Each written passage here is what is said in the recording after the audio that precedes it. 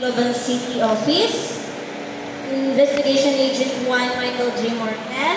Unfortunately, di rin makakatali because he has a scheduled meeting sa City Mayor's Office.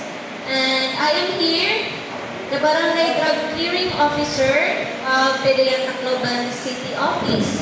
I am Intelligence Officer 2, Cherry Menjola, the Barangay Drug Clearing Officer and Preventive Education and Community Involvement Officer of PDEA Tacloban City Office. So, on behalf of our very active barangay, punong barangay, Honorable Amiswa, and our Honorable Pastor, if I'm not.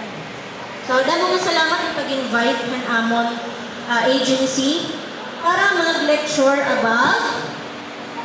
So, kay magle-lecture na inti-intihan and effects. Ang ako nagle-lecture na is the drug identification and the silent feature of RA 9165. So, hinot na kilala na din ito ang illegal na droga. Diba? Kita na na gusto. Kung baga nagiging common itong nasakit ng atong barangay. Yes, sakit po itong illegal na droga. Sakit na hiyahao. According to the Department of Health. So kung na-use na yung drug, so may naliili ka na.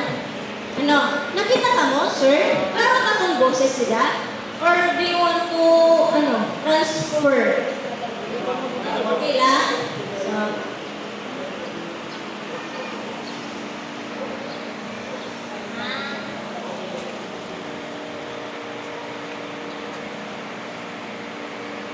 kailangan ko palang gumamit ng mouse.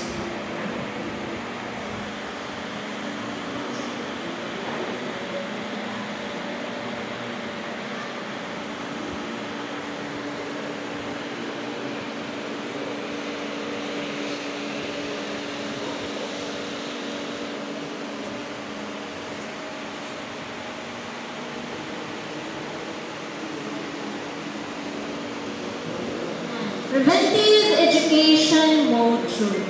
So, ang aton unang topic is drug identification.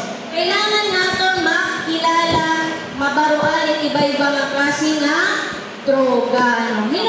Keywords din and persons who use drugs or the drug surrenderies. May ka? Alright? Nadiri pa kami? Users. Itong users or keywords, persons who use drugs, are the victim